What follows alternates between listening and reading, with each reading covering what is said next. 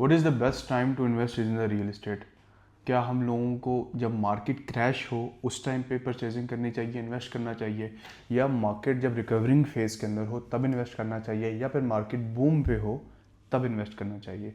ये काफ़ी पूछे जाने वाला सवाल है। आज हम इन सवालों को क्रैक करेंगे और देखेंगे एक बेहतरीन टाइम रियल स्टेट के अंदर इन्वेस्ट करने का क्या होता है। अगर आप मेरे चैनल पर नए हैं तो do like and subscribe my YouTube channel. One brick realtors के प्लेटफॉर्म से मैं आप लोगों की खिदमत में हाजिर हूँ। मेरा नाम सोहेब खान है। What do you think to buy 5 percent worth of real estate? सबसे पहले एक मिथ कह लें या एक अप्रोच कह लें ये कि रियल स्टेट की एक टाइमिंग होती है। इस चीज़ को मैं आप लोगों को क्लैरिफाई कर दूं कि एक एज सच कोई टाइमिंग नहीं होती है, एक तरह की मिथ बनी हुई है।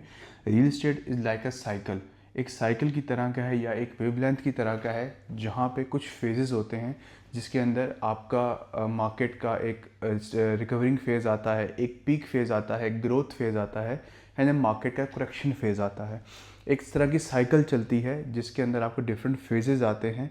आपको उन फेजेस के अकॉर्डिंगली अपनी डिसीजन मेकिंग करनी होती है कि what is the right time जिसमें आपने मार्केट के अंदर जंप करना है। जो एक सक्सेसफुल इन्वेस्टर होता है या सक्सेसफुल बायर होता है वो कभी भी एक टाइम ज़ाया नहीं करता, वेट नहीं करता कि कोई बेहतरीन टाइम आएगा या मैं उसका वेट करूँगा। वो हमेशा एक अपॉर्चुनिटी का वेट करता है कि जो अपॉर्चुनिटी उसको मिल रही है क्या वो वैल्यू फॉर मनी है या नहीं। जो जिस जगह वो पैसा लगाना चाह रहा है उस टाइम पे उसकी जो प्राइस आ रही है तो क्या वो वैल्यू फॉर मनी है। ये चीज़ एक समझदार और इंटेलिजेंट इन्वेस्टर इस चीज़ को देख के अपने डिसीजन मेकिंग करता है। हम मार्केट साइकिल को थोड़ा सा ऑब्जर्व करते हैं। इसमें देखते हैं कि हमें कौन कौन से फेजेस हैं। इस तरीके से मैंने आपको बताया कि इसके अंदर आपको 4 फेजेस देखने को मिलेंगे। फर्स्टली रिकवरी फेज़ है। रिकवरी फेज़ में आपकी जितनी भी प्राइसेस हैं वो स्टेबल रहती हैं, मार्केट आपकी स्टेबल रहती है। जो डिमांड है वो स्लोली जो है वो इंक्रीज़ कर रही होती है, बट ऐसा सच नहीं है कि बहुत ज़्यादा हाइप हो मार्केट के अंदर, ये सच नहीं होता। बट एक स्टेबल हमें मार्केट देखने को मिलती है रिकवरी फेज़ के अंदर। रिकवरी फेज़ के अंदर बहुत बेहतरीन टाइम होता है स्मार्ट इन्वेस्टर्स का या स्मार्ट बायर्स का। आप वो चीज़ें जिस जगह पे वो इन्वेस्ट करना चाहते हैं, अगेन वही बात कि वो जिस जगह पे वो इन्वेस्ट कर रहे हैं क्या वो वैल्यू फॉर मनी है या नहीं। एक एग्जांपल देता हूँ कि मार्केट क्रैश के बाद मार्केट क्रैश हुई, मार्केट क्रैश में चीज़ें बहुत डाउन गई। लोगों ने उस टाइम पे इन्वेस्ट कर लिया, कुछ लोगों ने उस टाइम पे बहुत हाई रिस्क लिया कि क्या पता ये चीज़ दोबारा ऊपर जाए ना जाए। और आफ्टर उस क्रैश के बाद एक रिकवरी फेज़ आया जिसमें चीज़ें स्टेबल होना शुरू हुई। तो उसके अंदर जो स्मार्ट बायर होता है वो ये चीज़ देखता है कि अब वो कोई क्रैश का टाइम नहीं रहा, लेकिन उसने ये देख लिया कि मार्केट जो है वो क्रैश पीरियड से निकल के थोड़ी सी स्टेबल हुई है। तो ऑब्वियसली प्राइसेस में फ़र्क हुआ। जो चीज़ उसको उस टाइम पे 1 करोड़ रुपए की मिली थी अभी वो 1 करोड़ 5, 1 करोड़ 10 लाख में अभी नज़र आई है। लेकिन अब उसको ये चीज़ नज़र आ गई है कि ये this is the best time कि मैं यहाँ पे इन्वेस्ट कर दूँ। इसमें स्मार्ट डिसीजन ये है कि वो थोड़ा बहुत उसको सेक्रीफाइस करना पड़ रहा है, लेकिन उसको वो चीज़ वैल्यू फॉर मनी लग रही है। जो उसका रिस्क फैक्टर है, जो रिस्क फैक्टर उसको क्रैश के फेज़ में देखना पड़ा था वो उसमें नहीं देखना पड़ रहा। तो वो चीज़ उस टाइम पे वो इन्वेस्ट करता है और आने वाले टाइम पे उसका क्रंच लेता है। तो ये एक रिकवरी फेज़ के अंदर आपको चीज़ नज़र आती है। सेकेंड ग्रोथ फेज़ आता है। अब हम उसी एग्जाम्पल को कंटिन्यू करते हैं कि जो रिकवरी फेज़ के बाद जिस जगह पे इन्वेस्ट की थी 1 करोड़ 5 लाख की फॉर एग्जाम्पल प्राइस थी। ग्रोथ फेज़ आया, ग्रोथ फेज़ में उस जगह पे डेवलपमेंट हुई, वहाँ पे वो इंफ्रास्ट्रक्चर डेवलपमेंट हुआ। उस जगह पे वो प्राइसेस जो है इंक्रीज़ हुई, डिमांड इंक्रीज़ हुई। वो ग्रोथ फेज़ के अंदर आपको ठीक ठाक प्राइसेस जो हैं वो इंक्रीज़ होती हुई नज़र आएंगी।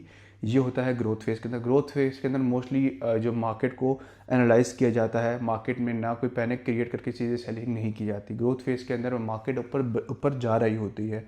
तो ये चीज़ होती है, इसके अंदर मार्केट को आपको एनालिसिस किया जाता है, मार्केट को एनालाइज किया जाता है। आफ्टर डैट आपका पीक फेज़ आता है। पीक फेज़ वो फेज़ होता है जिसके अंदर मार्केट अपनी मेच्योर वैल्यू को चली गई। फॉर एग्जांपल, जब आपने करेक्शन के टाइम पे जो मिसाल के तौर पे प्लॉट लिया था करोड़ रुपए का, आपका जो क्रैश फेज़ था उसके अंदर आपकी जो रिकवरी फेज़ है उसके अंदर वो गया आपका 1 करोड़ 5 में। ग्रोथ फेज़ के अंदर आपको उसके अंदर अप्रिसिएशन नज़र आती जा रही थी कि यार हाँ मार्केट ऊपर जा रही है, मेरा प्लॉट की वैल्यू ऊपर जाती जा रही है। पीक फेज़ के अंदर आपको समझ आ जाएगी कि इसकी एक्चुअल वर्थ क्या है। डिपेंड करता है वहाँ के ओवरऑल डायनामिक्स के ऊपर कि वो किस जगह पे लोकेट कर रहा है, लेकिन वो मार्केट आपको उस टाइम पे उस पर्टिकुलर प्लॉट की मैच्योर वैल्यू दे जाएगा। And this is the best time कि आप अपनी मार्केट से पैसा डिस्पोज कर दें, मार्केट से एग्जिट ले लें, अपनी जो प्रोडक्ट है, चाहे वो प्लॉट है चाहे वो घर है, उसको सेल आउट कर दें। तो ये पीक फेज के अंदर आप अपना मार्केट से पैसा जो है वो निकाल लेते हैं।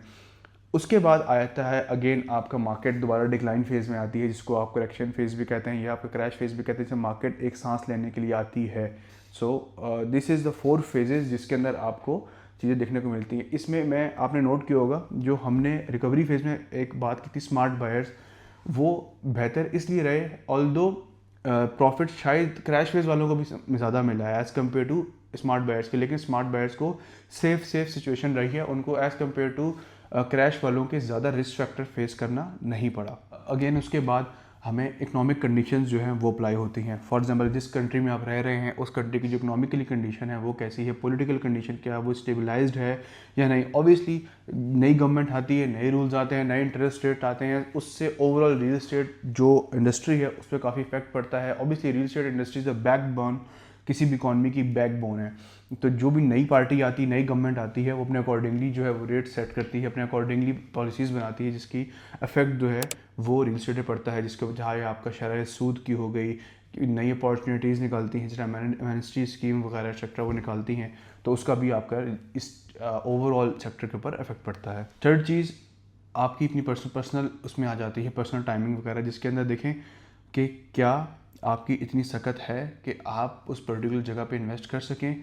क्या आप किसी फॉर एग्जांपल ऑफशोर प्लान पे जा रहे हैं वो आप अफोर्ड कर सकें। क्या आप किसी पेमेंट प्लान को फ्लेक्सिबली लेके चल सकते हैं, और क्या जो भी इंस्टॉलमेंट प्लान है पर मंथ वो इंस्टॉलमेंट अफोर्ड कर सकते हैं। यहाँ पे मैं एक चीज़ कैटर करना ज़रूर चाहूँगा, जिस तरीके से एक फाइलिंग सिस्टम है। आप किसी सोसाइटी जो फाइल्स निकालती है वो इसलिए नहीं निकालती कि उस पर सट्टेबाजी की जाए। एक प्लॉट है, एक एरिया है, ब्लॉक है, उसको मैंने लॉन्च किया इंस्टॉलमेंट्स के ऊपर, तो ये मतलब नहीं है कि मैं इसमें सट्टेबाजी करूँ।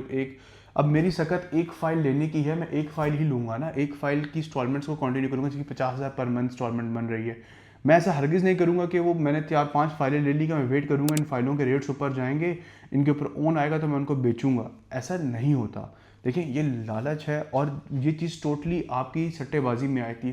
File is just a piece of paper, उसकी एक्चुअल फिजिकली वर्थ कुछ भी नहीं है ना। उसके अगेंस्ट में आपके पास प्लॉट है, वो just a piece of paper है। डाउन पेमेंट आपके पास में लिखी हुई है कि ये डाउन पेमेंट है, डेट्स इट। जब तक वो प्लॉट आपको फिजिकली टेंजिबल फॉर्म में नहीं मिल जाता उसकी कोई वर्थ नहीं है। तो आप अपनी सकत देख के अपने डिसीजंस को लेके चले, अपनी इन्वेस्टमेंट को लेके चले कि मुझे अगर मैं एक प्लॉट अफोर्ड कर सकता हूँ मैं एक प्लॉट की तरफ ही जाऊँगा। अपने आप को हाइप के चक्कर में कभी भी ना फंसाएं, आपको ओवरऑल बहुत लॉस होगा, मेंटली फाइनेंशियली भी आपको ठीक ठाक लॉस होगा। वेयर एज इसके बाद फिफ्थ एंड मोस्ट इम्पॉर्टेंट चीज़ ये कि जिस जगह पे आप इन्वेस्टमेंट कर रहे हैं उसकी डॉक्यूमेंटेशन देखें। फॉर एग्जांपल किसी भी सोसाइटी में कर रहे हैं, देखें कि आइदर कि उसके एनओसीज क्लियर हैं, डॉक्यूमेंटेशन क्लियर है, उसकी लोकेशन किस जगह पे बन रही है। आप हाइप पे कभी भी नहीं जाइएगा, आप लोकेशन पे जाइएगा। Locations matters a lot.